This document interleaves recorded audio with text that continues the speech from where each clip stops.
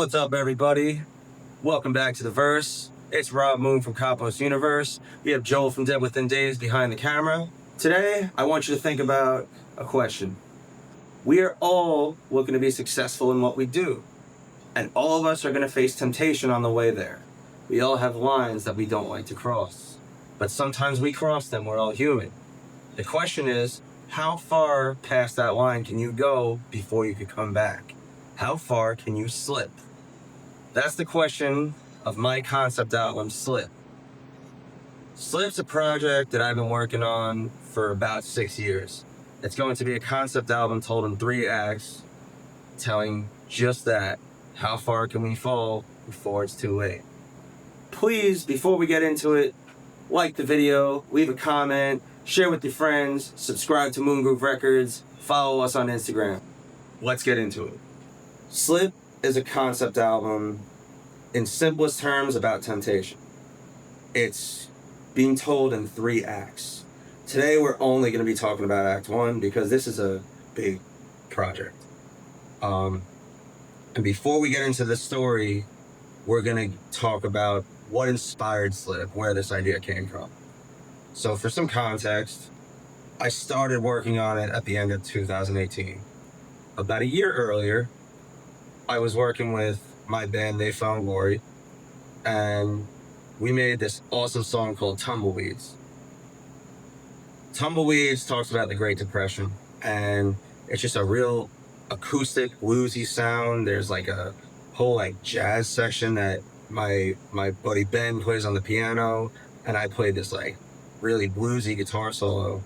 And I had been leaning more into that sound. I had been really taking inspiration from blues guitar playing as I started to learn that the more and more that's the foundation of all the rock and metal and punk music that we love today.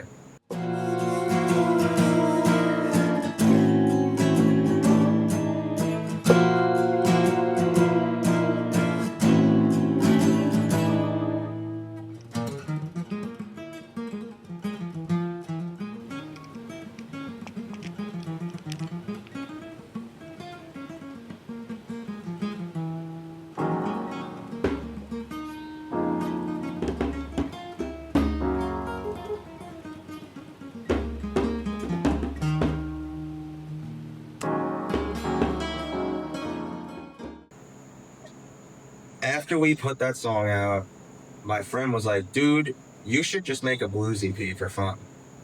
And I thought about it, and I kind of put that idea away in the chamber thinking, that's probably something I'm going to do. Fast forward to fall of 2018. Now with Ghost City Limits, my own personal project, I had just put out my 6th album, Vehicles. And I was already starting to work on what I thought was going to be project number 7, and I really wasn't happy with how the shit was coming out. So I kind of decided to stash these songs away as demos and come back to that and take a different direction. So I started working on what became Sleepless Sessions Volume 2, and right around I started working on that, a friend hit me up to go get a beer. He needed to talk to me. I'm not going to mention any names here. This friend told me a pretty fucked up story. Somebody that he admired did something just that totally disappointed him. And, we're having a beer. He's kind of really distraught. How could this person act like that, harming people and just not care, not feel any sort of empathy? So as we're sitting there, I was wearing a jacket representing Islip Track because I was coaching there at the time. I sent a picture of myself looking through the glass of the beer. It was a pretty light beer, so you could kind of see my face reflecting through the glass. We can pull up the picture right now. And now it's going to scare. And if you look at the picture, you see my Islip jacket is folded in, so you just see the word Slip. Another buddy of mine texted me back saying, you should use this as an album cover and call it Slip EP or something like that. And that's when the wheels started turning. I took this story of depravity that my friend had just told me, and the word slip, and back in 2017, my buddy Ben mentioned a blues EP, and I put it all together as slip, temptation, when we slip into the darkness, when we fall off of our moral line. And that's where the idea came from. The first song I wrote is this one, The Count. Help myself, I can't help but grin as I see these men stagger to place their daggers in the hearts of fellow men. And by every measure of the count, that great fountain of youth you call your circulatory source. It's my glory, it's my fucking delicacy, it's my only mission to drink your fucking blood. Vampire, I'm waving vampire, I'm gonna get fire. In my opinion, The Count is the perfect song to draw you into the world that Slip is set in. Let me bring you in a little bit. Slip is a story about a world ruled by vampires. These vampires are men who have all slipped and given into their temptation. And now they've become so powerful that they're pulling the strings of all the tragedies happening around the world, simply so there's more bloodshed to feed them. The story focuses on two main characters. One man, Daniel San, who's already a member of the vampire cult, and Hector, a man who is very quickly becoming one. He's a man with no moral backbone.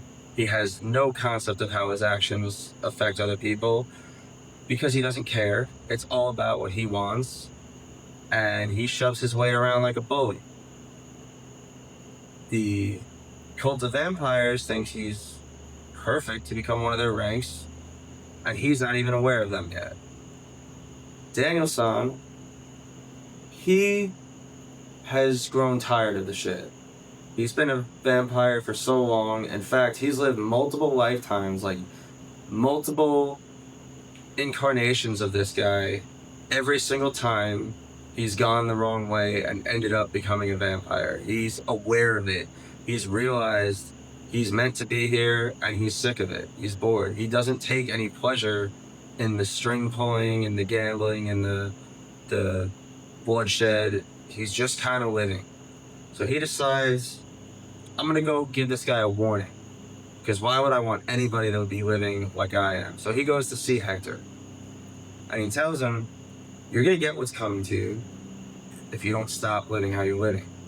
You need to change your ways before it's too late, because once you become one of us, there's no coming back.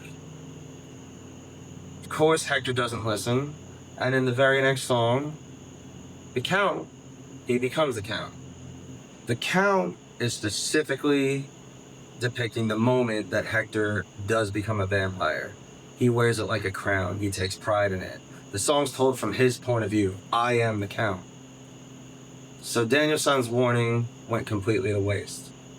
Now the characters are set and put in place, and we're going to discuss what happens next. So as the plot progresses, Hector settles into his role as a vampire, and it's quickly apparent that the other members of this cult just can't stand him. He's so selfish and gluttonous that he makes them feel like normal people. The way this world works is vampires must consume blood to keep living. If you kill somebody and drink their blood, you will get the remaining years and their lifespan added to yours. So you keep doing that, you essentially become immortal. Hector is so greedy and gluttonous that he starts killing other vampires to take their accumulated lifespan. He doesn't even want to do the work. He's optimized evil. Joel gave me that line. And the other vampires are getting pissed off, and they're getting tired of this shit. And Daniel-san decides he's going to do something about it. He realizes if anybody's going to change this world, it's not going to be him, but he can at least set some things in motion to do some good. He decides he's going to kill Hector. So the closing part of Act 1 of Slip starts with the song Isaiah. Hector just has to do one more action to piss everyone off. He kills Isaiah. Now, Isaiah is another vampire, and he is the one vampire that Daniel-san considers a friend. Isaiah, in fact, once said to Daniel-san, if anybody can change this shit and how this shit is, it's you. So Daniel-san goes into a rage and just fucking kills Hector. Now, if you want to know what happens next, you're going to have to come back and listen to the next episode of The Verse. So, Slip Act 1, Birth of a Vampire. That's the story. It's available at ghostcitylimits.bandcamp.com. You'll see the album. It will match the picture we showed you before. Please like the video, comment on the video if you have something to say, subscribe to Moon Groove Records, follow us on Instagram, follow Compost on Instagram, share with your friends, spread the word. And stay tuned for Act 2.